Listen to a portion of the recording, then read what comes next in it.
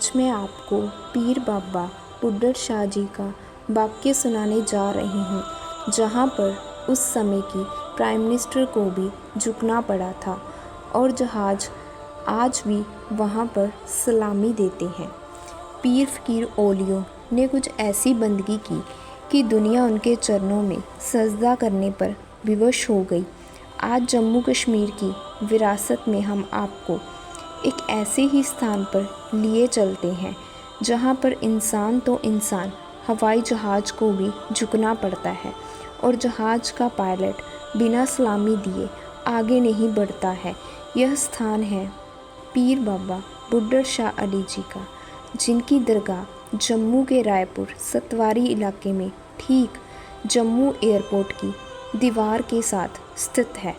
इस दरगाह की मान्यता बताने से पहले मैं आपको बता दूं कि 1643 ईस्वी में पीर बाबा बुड्ढड़ शाह अली अवतरित हुए थे। वो मूलतः बगदाद के रहने वाले थे और 13 वर्ष की आयु से ही उन्होंने बंदगी का रास्ता इख्तियार कर लिया। उनका नाम तब शमूद्दीन रहमतुल्लाह था, जो बाद में बाबा बुड्ढड़ शाह अली के नाम से प्रसिद्ध हुए। कहते हैं कि बात उस समय की है जब जम्मू एयरपोर्ट बनने जा रहा था और जहां पर इंडियन एयरफोर्स ने भूमि की निशानदेही कर इस स्थान को जम्मू एयरपोर्ट के लिए चुन लिया था और इसकी तारबंदी कर ली थी। तारबंदी के दौरान पीर बाबा बुड्ढड़ शाह अली को वो दरगाह भी एयरफोर्स ने अपने अधीन कर ली। ऐसे में दरगाह पर लोगों का आना जाना बंद हो गया। फिर जम्मू एयरपोर्ट से एयरफोर्स ने अपने चॉपर उड़ाने शुरू किए, लेकिन जैसे ही चॉपर हवा में जाते तो उनके अंदर से धुआं उठना शुरू हो जाता। पायलट चॉपर को नीचे उतार लाता और जैसे ही पायलट चॉपर से बाहर आता उसे आग लग जाती थी। कहते हैं कि ऐसा एक बार नहीं 7 बार हुआ, जिस कारण से इस क्षेत्र का नाम सतवारी डाल दिया गया। लेकिन एयरफोर्स के अधिकारी कुछ समझ नहीं पा रहे थे आखिर क्या हो रहा है।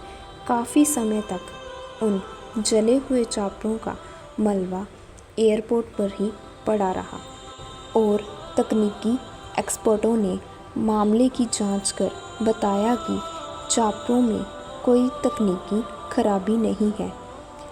ऐसे में परेशान एयरफोर्स अधिकारियों ने आसपास के वृद्ध लोगों को बुलाया और उनसे बातचीत की तो उन्हें ज्ञात हुआ एयरपोर्ट की तारबंदी के समय पीर बाबा बुड्ढड़ शाह अली की दरगाह को भी एयरफोर्स ने अपने अधीन ले लिया, जिससे वहां पर पूजा अर्चना बंद हो गई।